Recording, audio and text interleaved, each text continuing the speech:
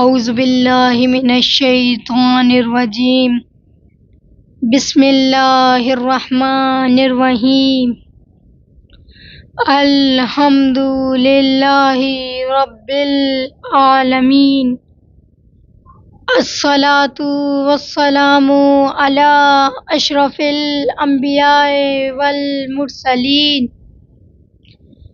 سیدنا والنبینا والطبیب نفوسنا وحبیب قلوبنا وشفیع ذنوبنا ومقتدانا ومولانا ابی القاسم محمد صلوات صلی علی محمد وعلی محمد وعجل فرجهم اما بعد فقد قال اللہ تعالی فی کتابہ المجید والفرقانہ الحمید وقولہ الحق بسم اللہ الرحمن الرحیم ان اللہ لا یہدی من ہوا کاذب کفار صلوات اللہم صلی علی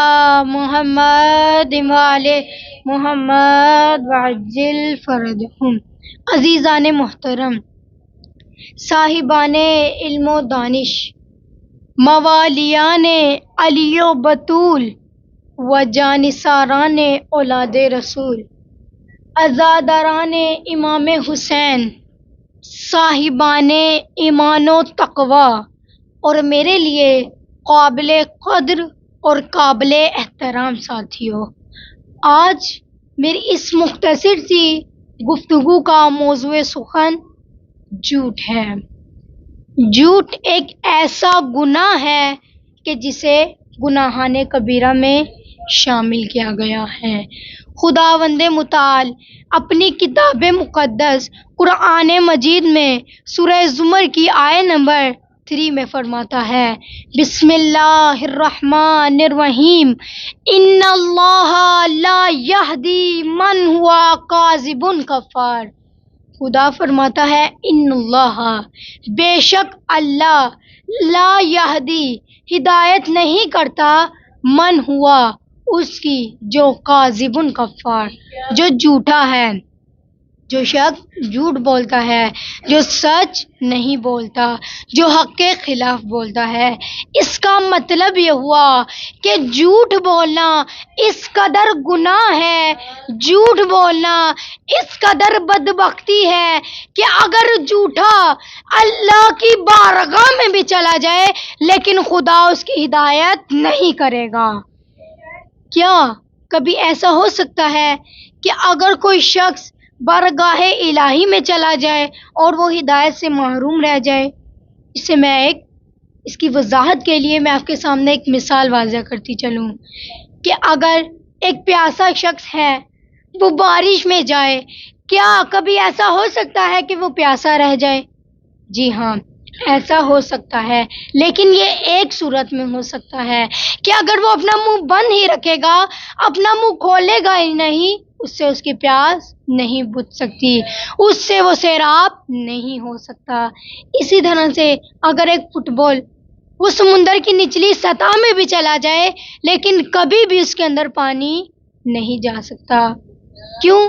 کیونکہ اس کی وجہ یہ ہے کہ اس کے اندر صلاحیت ہی نہیں ہے، اس کے اندر قابلیت ہی نہیں ہے۔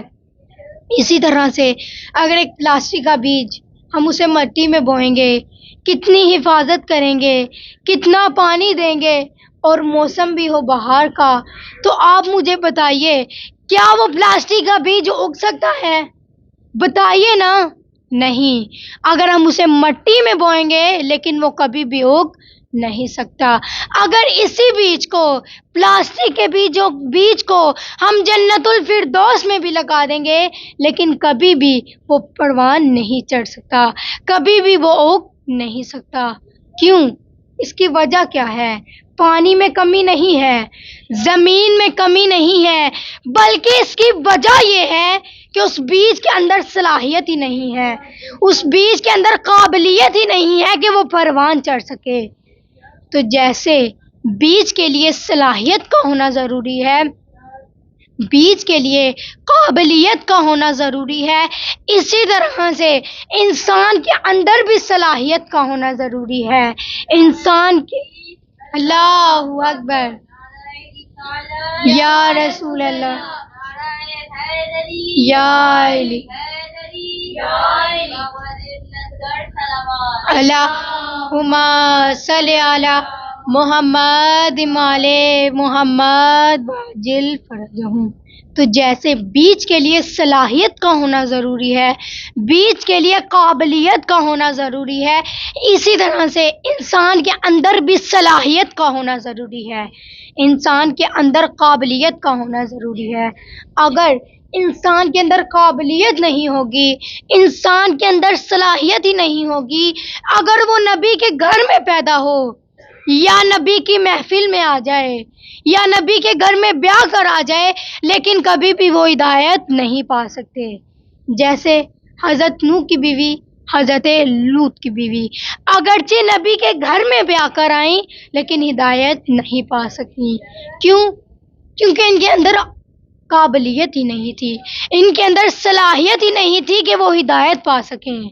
جیسے حضرت نوح کا بیٹا اگرچہ نبی کے گھر میں پیدا ہوا لیکن ہدایت نہیں پا سکا۔ اس کا مطلب یہ ہوا کہ اللہ کی رحمت کے ساتھ، اللہ کے کرم کے ساتھ جو چیز پہلے ضروری ہے وہ انسان کے اندر قابلیت کا ہونا ضروری ہے، وہ انسان کے اندر صلاحیت کا ہونا ضروری ہے۔ اللہ اکبر، اللہ اکبر، یا رسول اللہ، یا رسول اللہ، یا علی، یا علی، اللہم صلی علی محمد وعجل فرجہم۔ وہ انسان کے اندر صلاحیت کا ہونا ضروری ہے، انسان کے اندر قابلیت کا ہونا ضروری ہے۔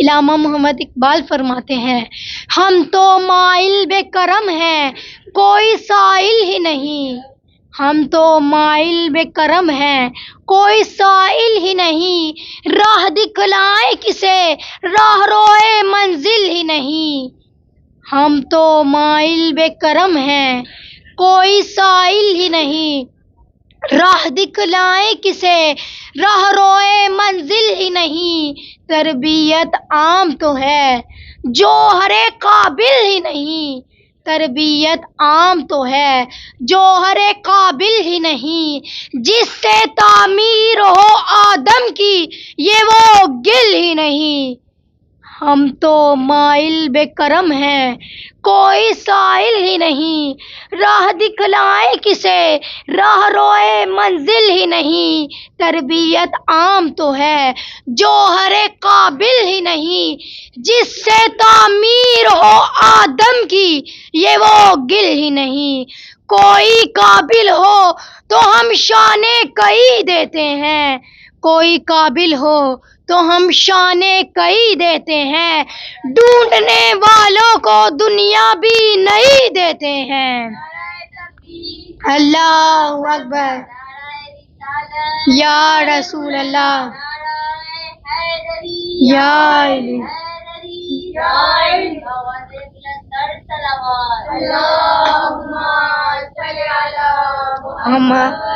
علی، محمد فرجہم۔ تو اگر کوئی شخص بارگاہ الہی میں چلا جائے اور وہ ہدایت سے محروم رہ جائے تو یہ وہ انسان ہے کہ جو جھوٹا ہے، جو سچ نہیں بولتا، کہ جو حق کے خلاف بولتا ہے، جو سچ نہیں بولتا۔ اسی طرح سے اللہ تعالیٰ سورہ نحل کی آیت نمبر 105 میں فرماتا ہے، بسم اللہ الرحمن الرحیم، انما یفتر الکاذب الذین لا یؤمنون بآیات اللہ واولئک هم الکاذبون۔ خدا فرماتا ہے انما یفتر الکاذب، وہ لوگ جھوٹ کو گڑھتے ہیں، وہ لوگ جھوٹ کو بولتے ہیں، اور یہ وہی لوگ ہیں کہ جو لا یؤمنون، جو ایمان نہیں لاتے، بآیات اللہ، اللہ پر، اللہ کی آیات پر، وَأُولَٰئِکَ هُمُ الْکَاذِبُونَ، اور یہ وہی لوگ ہیں کہ جو جھوٹے ہیں، جو سچ نہیں بولتے، جو حق کے خلاف بولتے ہیں۔ اس کا مطلب یہ ہوا کہ جھوٹ وہی بولتا ہے کہ جسے اللہ پر ایمان نہیں ہوتا، جھوٹ وہی بولتا ہے کہ جسے خدا کی آیات پر ایمان نہیں ہوتا، جھوٹ وہی بولتا ہے کہ جسے رسول اللہ پر ایمان نہیں ہوتا، جھوٹ وہی بولتا ہے کہ جسے ائمہ معصومین پر ایمان نہیں ہوتا، جھوٹ وہی بولتا ہے کہ جسے قیامت پر ایمان نہیں ہوتا۔ اللہم صلی علی محمد وآل محمد وعجل فرجہم۔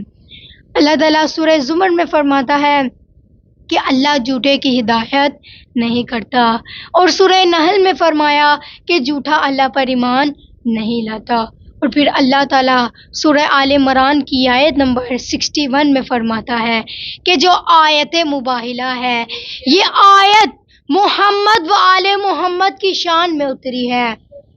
یہ اس وقت کی بات ہے کہ جب اس آیت نے علم اور دلیل کا انکار کیا اور مباہلے کے چیلنج کو قبول کیا، تو خدا فرماتا ہے بسم اللہ الرحمن الرحیم، فمن حاجک فیہ من بعد ما جاءک من العلم فقل تعالوا ندعو ابناءنا وابناءکم ونساءنا ونساءکم وانفسنا وانفسکم ثم نبتہل فنجعل لعنۃ اللہ علی الکاذبین۔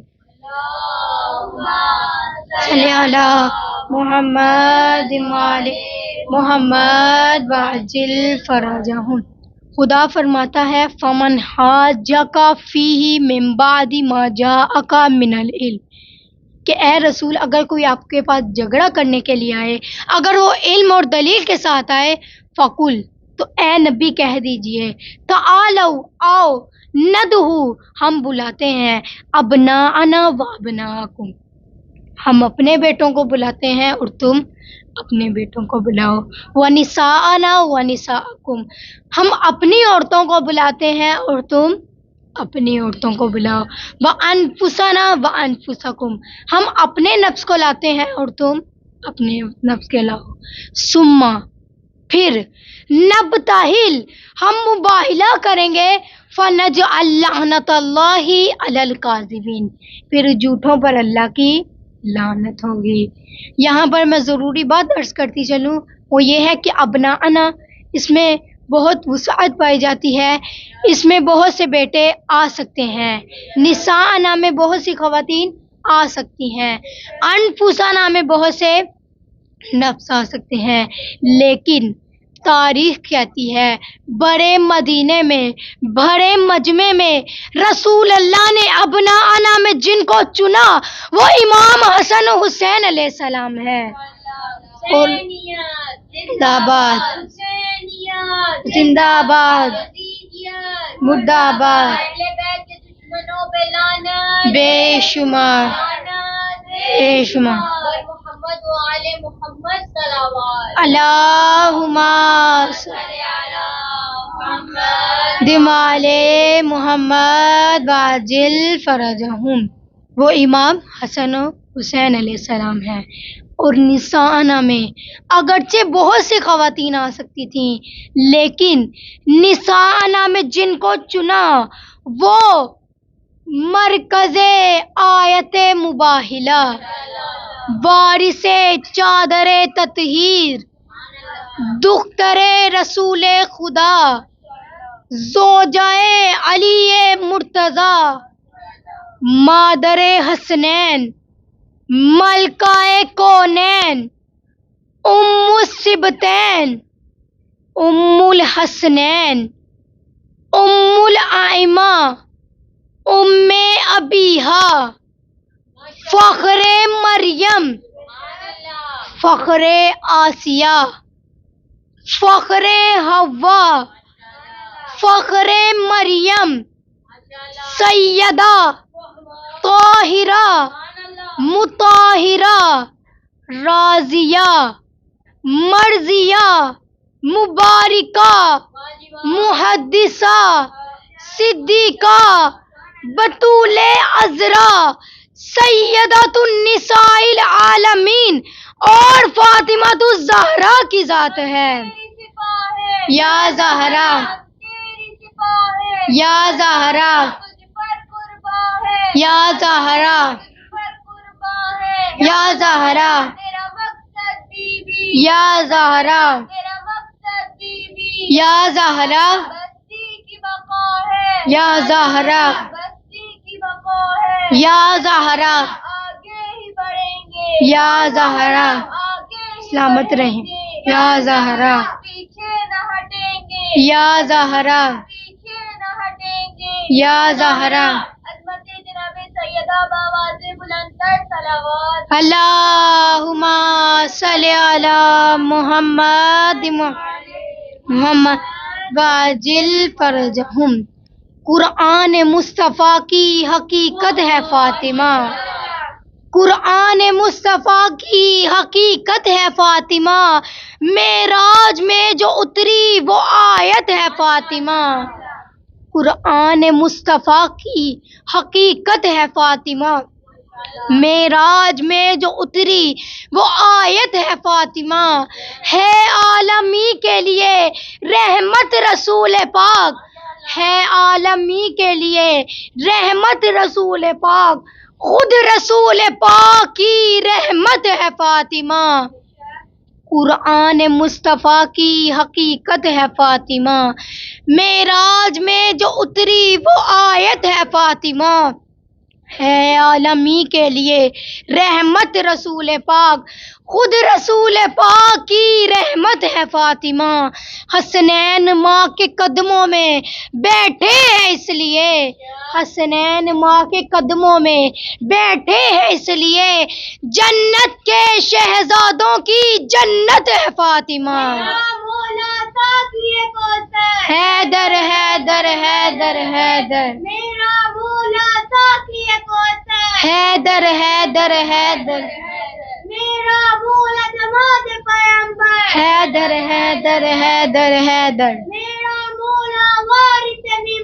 حیدر حیدر حیدر حیدر، حیدر حیدر سلامت رہیں، حیدر حیدر حیدر حیدر، اللہم صلی علی محمد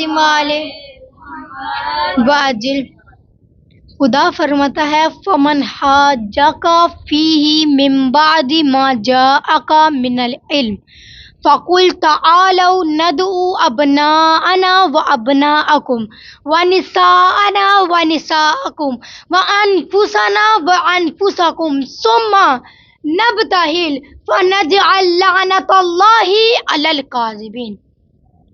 خدا فرماتا ہے انفسنا وانفسکم، ہم اپنے نفس لاتے ہیں اور تم اپنے نفس لاؤ۔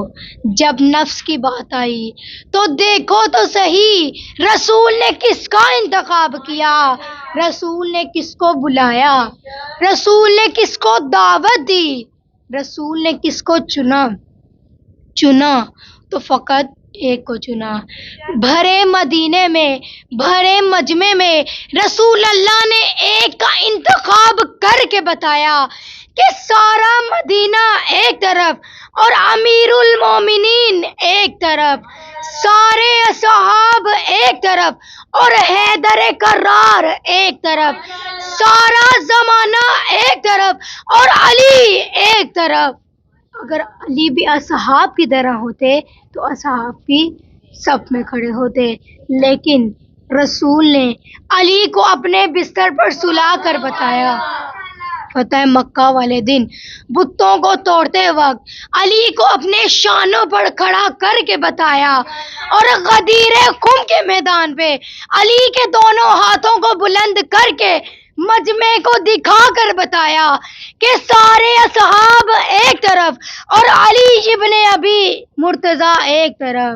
من کنتو مولا علی علی، من کنتو تو مولا علی علی میرے نبی نے بولا علی علی میرے نبی نے بولا علی علی ہم سب کا رہبر علی علی ہم سب کا لیڈر علی کعبے میں ولادت علی مسجد میں شہادت علی کعبے کا سلامت رہیں علی مولود کعبہ علی کعبے کی زینت علی کعبے کی عظمت علی کعبے کا گوہر علی علی ہم سب کا رہبر علی علی زینب کا بابا علی علی عباس کا بابا علی علی حسنین کا بابا علی علی کعبے میں ولادت علی علی مسجد میں شہادت علی علی ہم سب کا لیڈر علی علی حیدر حیدر حیدر حیدر حیدر بابا دے بلند تر صلوات اللہم صلی محمد دمال محمد واجل فرجہم کہ سارے اصحاب ایک طرف اور حیدر کرار ایک طرف. کیا بتایا رسول اللہ نے؟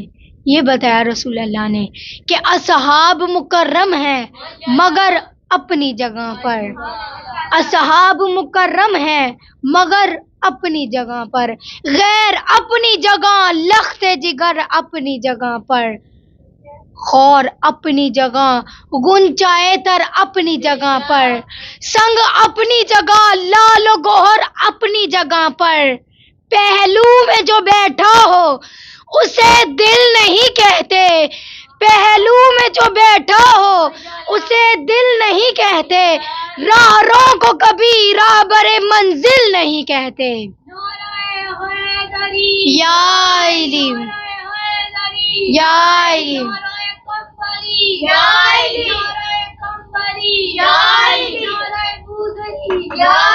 سلامت رہیں. یا علی یا علی یا اللہم صلی علی محمد. اب یہاں پر ماحول بن گیا ہے، چند جملے مولا کائنات کی شان میں عرض کروں. مسجد میں ہے علی تو منبر پہ ہے علی، مسجد میں ہے علی تو منبر پہ ہے علی، کعبہ گواہ ہے دوش پیمبر پہ ہے علی. آپ اپنی محبت کا اظہار کرتے ہوئے میرے ساتھ علی علی کہنا ہے.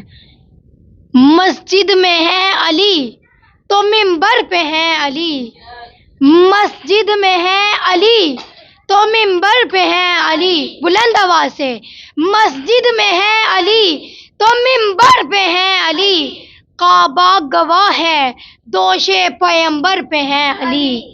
ہجرت کی شب رسول کے بستر پہ ہے علی، ہجرت کی شب رسول کے بستر پہ ہے علی، جنت علی کی ملک ہے کوثر پہ ہے علی. مسجد میں ہے علی تو منبر پہ ہے علی، کعبہ گواہ ہے دوش پیمبر پہ ہے علی. ہجرت کی شب رسول کے بستر پہ ہے علی، ہجرت کی شب رسول کے بستر پہ ہے علی، جنت علی کی ملک ہے کوثر پہ ہے علی.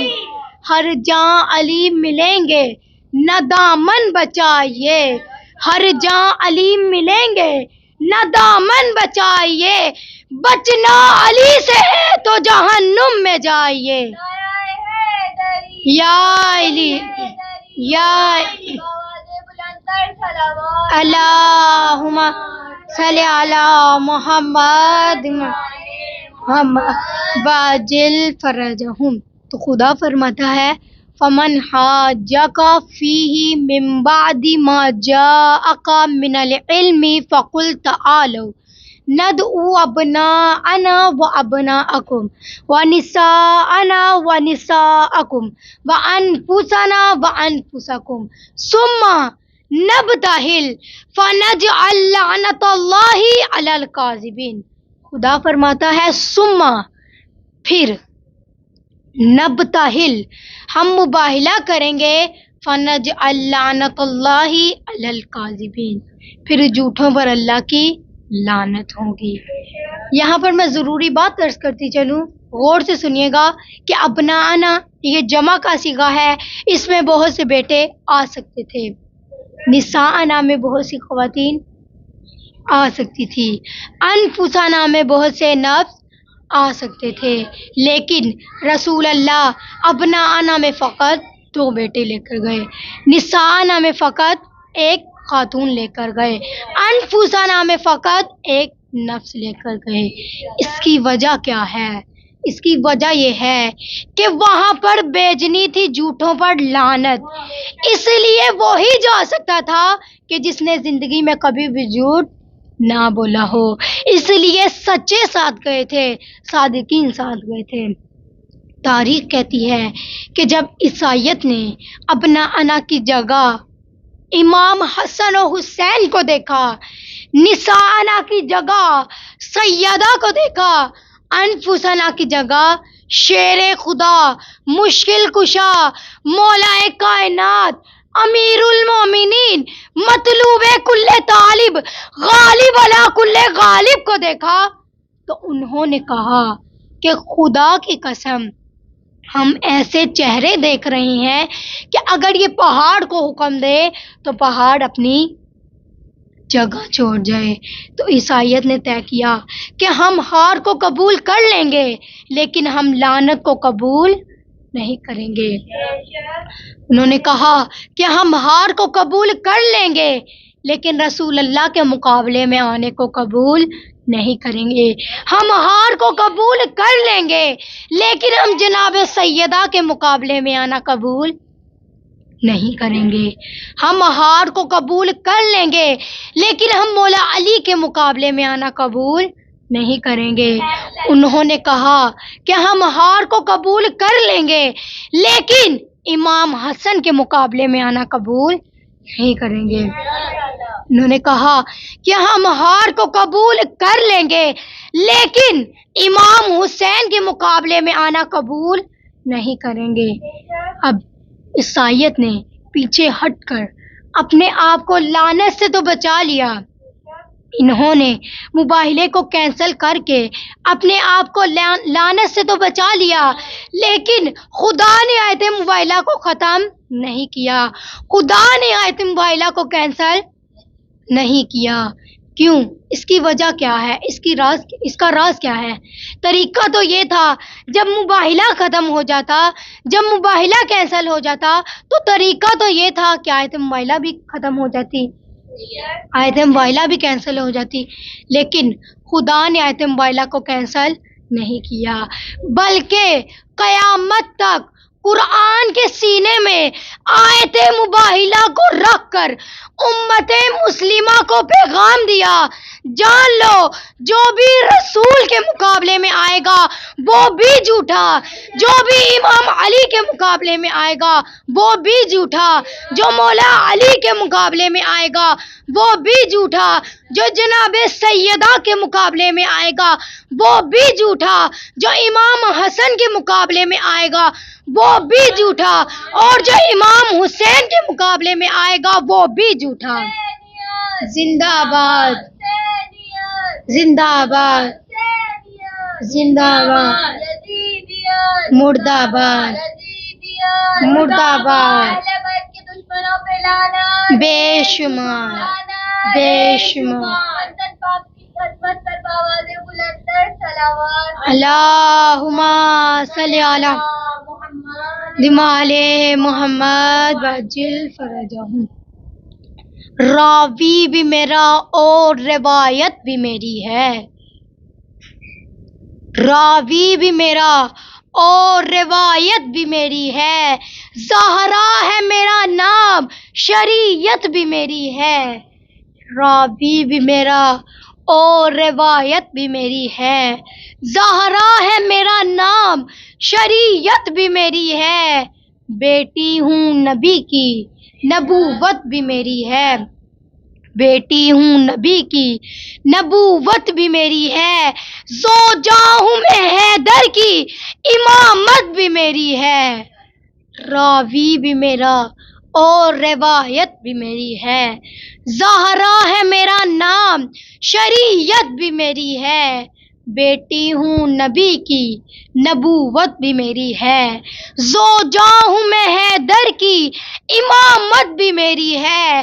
ارے ناداں تھے بہت باغ فدق چیننے والے، ارے ناداں تھے بہت باغ فدق چیننے والے. بیٹے میرے حسنین ہے، جنت بھی میری ہے. تیری شفا ہے یا زہرا، ہم تیری شفا ہے یا زہرا، تجھ پہ قرباں ہے یا زہرا، تجھ پہ قرباں ہے یا زہرا، تیرا مقصد بی بی یا زہرا، تیرا مقصد بی بی یا زہرا بستی کی بقا ہے یا زہرا بستی کی بقا ہے یا زہرا آگے ہی بڑھیں گے یا زہرا. آگے ہی سلامت بڑھیں گے رہیں. یا زہرا پیچھے نہ ہٹیں گے یا زہرا، پیچھے نہ ہٹیں گے یا زہرا، بستی کی بقا ہے یا زہرا. آواز بلند تر صلوات اللہم صلی علی وعلی محمد جل فرج. خدا سورہ زمر میں فرماتا ہے کہ خدا جھوٹے کی ہدایت نہیں کرتا، اور سورہ نحل میں فرمایا کہ جھوٹا اللہ پر ایمان نہیں لاتا، اور پھر سورہ آل عمران میں فرمایا کہ جھوٹوں پر اللہ کی لعنت ہے. اب یہاں تک میں نے قرآن کی آیات سے جھوٹ کی وضاحت کی. اب میں یہاں پر حدیث کی روشنی میں جھوٹ کی قباحت بیان کرتی چلوں اور جھوٹ کے نقصانات بیان کرتی چلوں. سب سے پہلا نقصان کہ جھوٹ نفاق کی علامت ہے. رسول خدا نے فرمایا کہ جھوٹ سے بچو. محمد واجل فرجہم. رسول خدا نے فرمایا کہ منافق کی 3 علامتیں ہیں. سب سے پہلی جھوٹ بولتا ہے، خیانت کرتا ہے اور وعدے کو توڑتا ہے.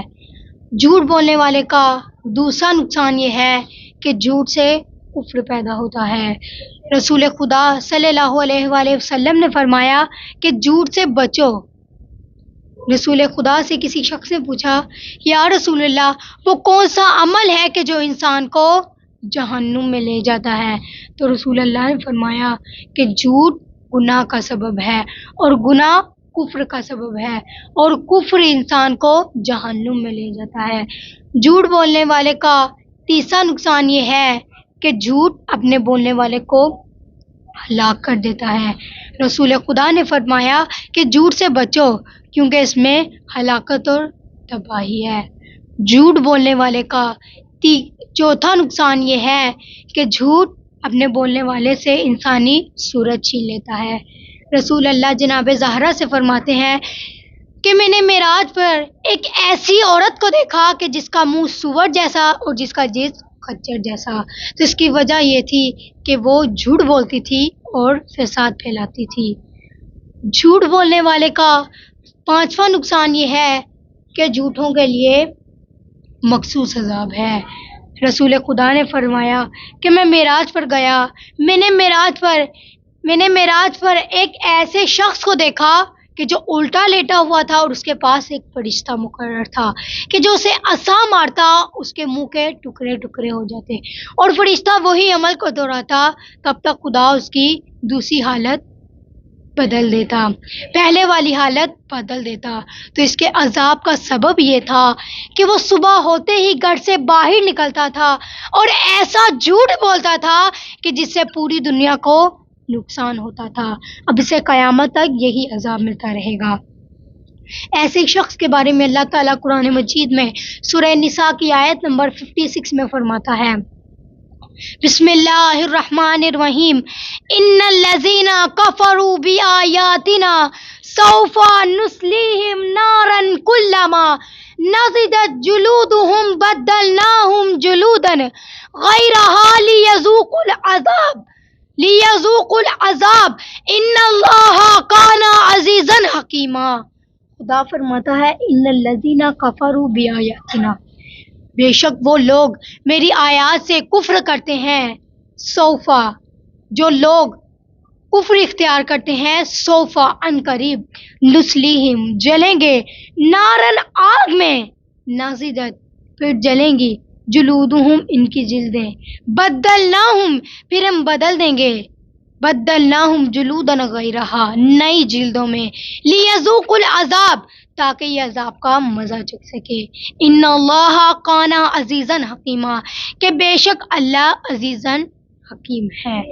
اس آیت سے ہمیں پتہ یہ چلتا ہے کہ جھوٹوں کے لیے سخت عذاب ہے، جھوٹوں کے لیے مخصوص عذاب ہے۔ جھوٹ بولنے والے کا 6واں نقصان یہ ہے کہ جھوٹا دوستی کے لائق نہیں ہوتا۔ مولا علی علیہ السلام فرماتے ہیں کہ جھوٹے کی دوستی سے بچو، کیونکہ جب وہ جھوٹ بولنے کے بعد سچ بولتا ہے تو کوئی بھی اس پر یقین نہیں کرتا۔ جھوٹ بولنے والے کا 7واں نقصان یہ ہے کہ مولا علی علیہ السلام فرماتے ہیں کہ وہ شخص اس وقت تک ایمان کا لقمہ نہیں چکھ سکتا جب تک وہ ہر قسم کے گناہ کو چھوڑ نہ دے، ہر قسم کے جھوٹ کو ترک نہ کر دے۔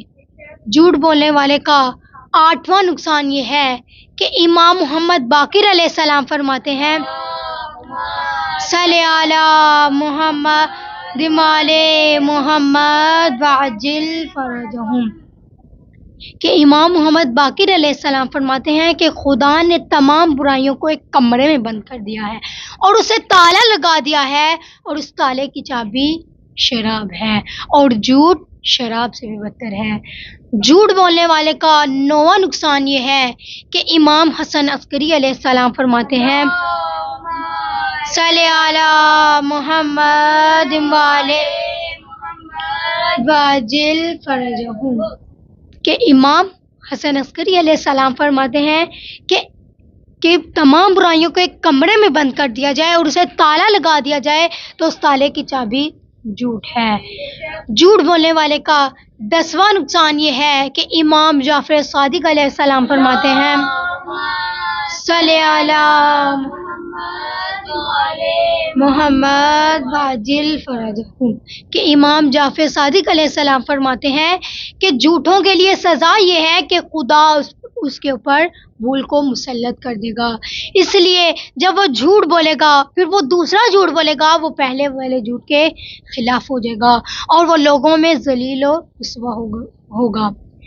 اسی طرح میں یہ بھی واضح کرتی چلوں کہ جھوٹ کی کئی قسمیں ہیں، جھوٹ کی بہت سی قسمیں ہیں۔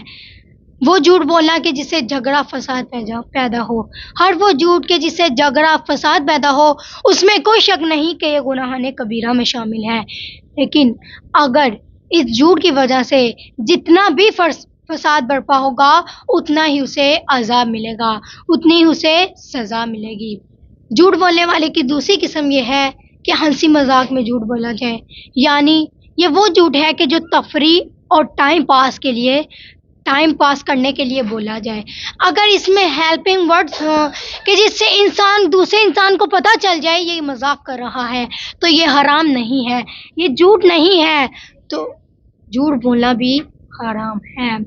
جھوٹ بولنے والے کی ایک اور قسم ہے، وہ یہ ہے کہ جھوٹی گواہی دینا اور جھوٹی قسم کھانا، اور اس میں کوئی شک نہیں کہ یہ گناہ کبیرہ میں شامل ہے، لیکن جھوٹی قسم کھانا اور جھوٹی گواہی دینا بھی حرام ہے۔ اسی طرح سے بناوٹی خواب بھی جھوٹ ہوتے ہیں، یعنی وہ خواب کہ جو دیکھا نہیں اپنے سے ہی گڑھ کر بیان کرنا، اپنے دل سے گڑھ کر بیان کرنا۔ رسول خدا نے فرمایا کہ بھرے جھوٹ 3 طرح کے ہیں۔ سب سے پہلا، مجھ پر بہتان باندھا، وہ بات کہ جو میں نے نہیں کہی مجھ سے منسوب کرنا، اور دوسرا جھوٹ کہ اگر کسی نے خواب نہیں دیکھا اپنے دل سے گھڑ کر بیان کرنا کہ میں نے خواب میں ایسا دیکھا ہے، اور تیسرا جھوٹ کسی کے باپ کی جگہ کسی اور کو باپ بتانا۔ اب سوال یہ ہے کہ مبالغہ کرنا جھوٹ ہے؟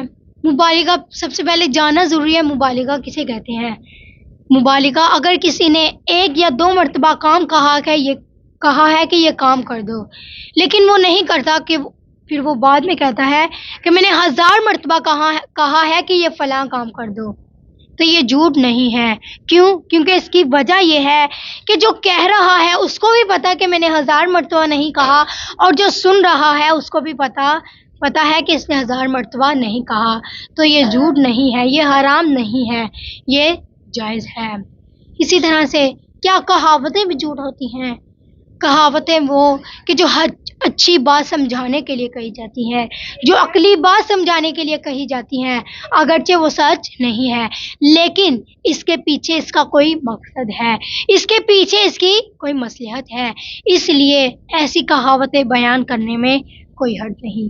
جیسے معاویہ نے امام حسن کو اپنی محفل میں طعنہ دینے کے لیے بلایا تو امام حسن نے عمر بن عثمان سے کہا کہ تو اپنی حماقت کی وجہ سے، تو اپنی جہالت کی وجہ سے، تو اپنی پستی کی وجہ سے، تو اپنی ذلت کی وجہ سے اس بات سے تو ناآشنا ہے جو خدا نے ہمیں مقام دیا ہے، جو خدا نے ہمیں مرتبہ دیا ہے، تو اس سے ناآشنا ہے. تو ایک مچھر کی طرح ہے کہ جو درخت کے اوپر بیٹھ کر کہتا ہے کہ اے درخت، اے کھجور کے درخت سنبھل کے رہنا، میں تمہارے اوپر سے اترنا چاہتا ہوں. تو اس کھجور کے درخت نے کہا کہ جب تو آیا تھا تیرا پتہ نہیں چلا، تیرا جانے کا کیسے پتہ چلے گا، تیرے جانے کا کیسے پتہ چلے گا. اس کا مطلب یہ ہوا کہ امام فرماتے ہیں کہ ہم کھجور کے درخت کی طرح ہیں، ہم شجر طیبہ کی طرح ہیں، اور جو امام کو بوڑھا بلا کہتے ہیں وہ ایک مچھر کی طرح ہیں. بے شمار بے شمار بے شمار یا علم یا علم. اللہم صلی علی محمد وعلی محمد واجل فرجہم. جو ہمیں برا بلا کہتے ہیں اس میں کوئی فرق نہیں پڑتا. اس آیت نے بس ارباب عذاب میں چند جملے مصائب کے عرض کرتی چلوں کہ اس آیت نے ہار کو قبول کر لیا لیکن رسول اللہ کے مقابلے میں آنا قبول نہیں کیا. ہار کو قبول کر لیا لیکن امام حسن کے مقابلے میں آنا قبول نہیں کیا. ہار کو قبول کر لیا لیکن مولا علی کے مقابلے میں آنا قبول نہیں کیا. ہار کو قبول کر لیا لیکن جناب سیدہ کے مقابلے میں آنا قبول نہیں کیا. ہار کو قبول کر لیا لیکن امام حسین کے مقابلے میں آنا قبول نہیں کیا. افسوس ہے آل محمد کی امت پر، افسوس ہے امت رسول پر. حق تو یہ ہے کہ حق زہرا بلایا نہ جائے، حق تو یہ ہے کہ حق زہرا بلایا نہ جائے، ایسا قانون زمانے میں بنایا جائے.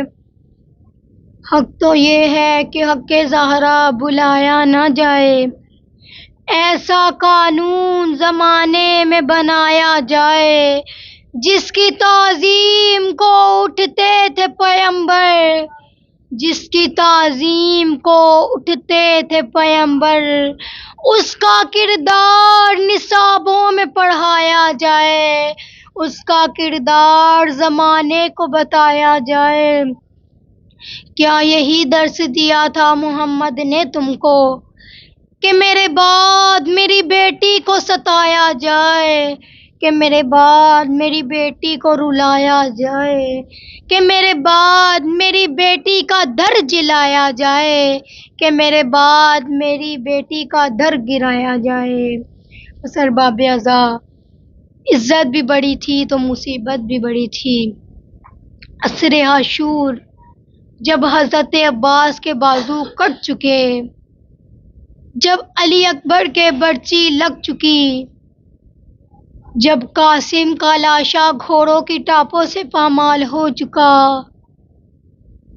جب اونو محمد کے گلے کٹ چکے، جب ننھے علی اصغر کے حلق پر تیر لگ چکا، میں ہاتھوں کو جوڑ کر عرض کروں گی کہ جب فاطمہ زہرا کی لال کی خشک رگوں پر خنجر لگ چکا، شہیدوں کا امتحان ختم ہو گیا تو 11 محرم آ گئی، 11 محرم کو جب جناب زینب بھائی کی لاش پر پہنچی تو بھائی کا لاشا بے گور و کفن دیکھا، بھائی کا وہ لاشا دیکھا جو کوئی بہن دیکھ نہیں سکتی۔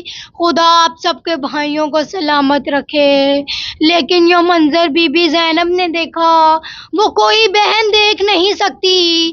کیا دیکھا جناب زینب نے؟ جناب زینب نے دیکھا کہ بھائی کا لاشا بے گور و کفن ہے، بھائی کا لاشا خون میں ڈوبے دیکھا، بھائی کا لاشا گوروں کی ٹاپوں میں پامال دیکھا، اپنے ہاتھوں میں رسن کو دیکھا، کبھی کوفے کا بازار دیکھا اور کبھی شام کا بازار دیکھا۔ جب جناب زینب نے بھائی کی لاش کو دیکھا تو خود کو ایسے گرایا جس طرح سے عصر عاشور حضرت عباس گھوڑے کی زین سے زمین پر گرے تھے۔ اب آپ پوچھیں گے نا کہ حضرت عباس کے بازو نہیں تھے لیکن جناب زینب کے بازو تھے۔ ہاں، جناب زینب کے بازو نہیں تھے لیکن جناب زینب کے بازو تھے لیکن ہاتھ پسے گردن رسیوں سے بندھے ہوئے تھے، اس لیے اپنے آپ کو ایسے گرایا جس طرح سے حضرت عباس گھوڑے کی زین سے زمین پر گرے تھے۔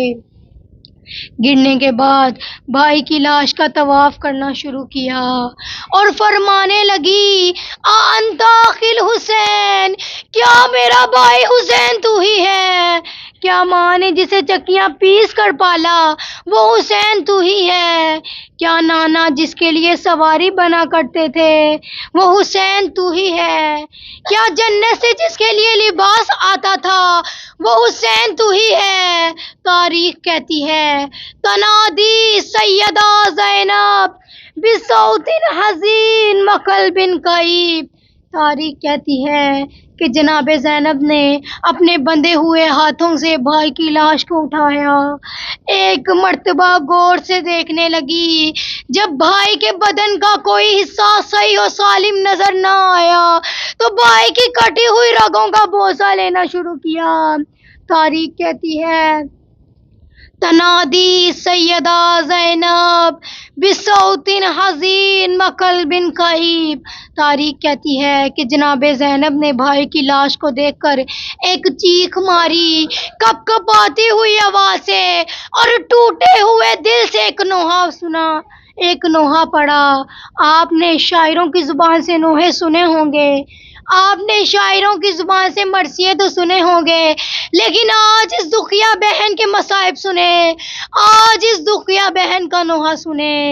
ایک مرتبہ رخ کیا مدینے کی طرف، نانا کے روزے کی طرف رخ کر کے فرمایا، واہ محمدہ صلی علیکہ ملائکہ السماء، اے نانا آپ پر تو ملائکہ درود بھیجتے تھے، نانا آپ کے جانے کے بعد کیا مصیبت آئی آپ کی بیٹیوں پر، کیا مصیبت آئی آپ کے بیٹے پر؟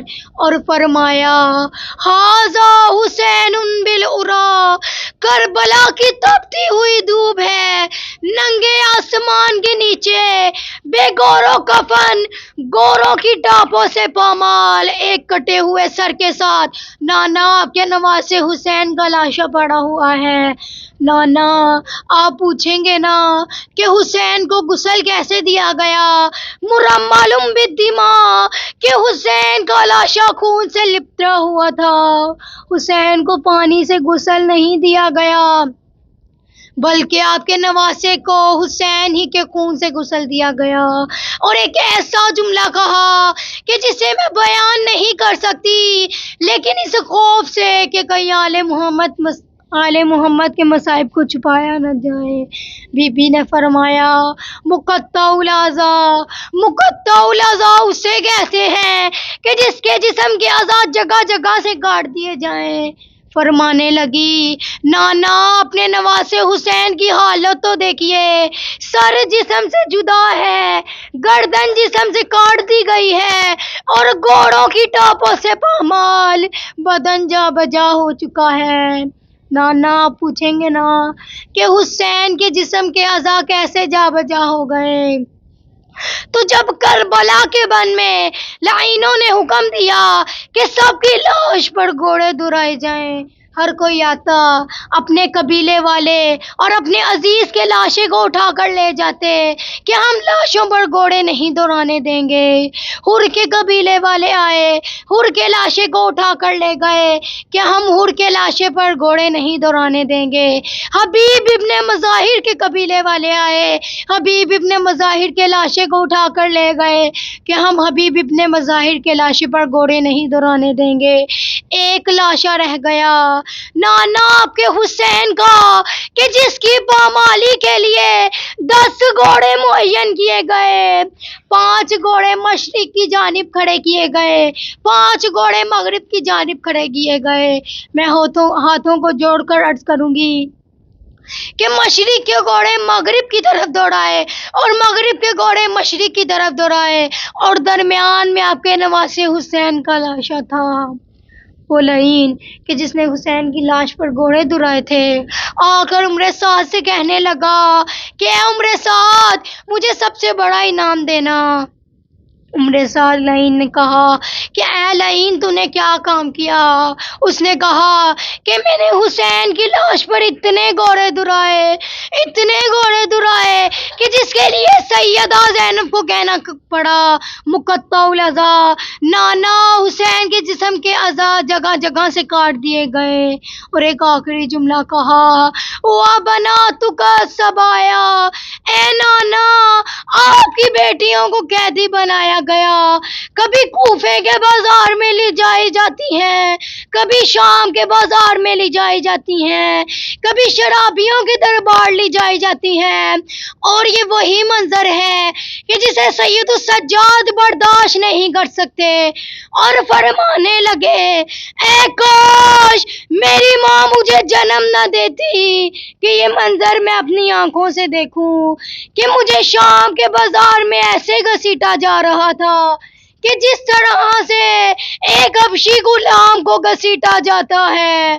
الا لعنت اللہ علی القوم الظالمین۔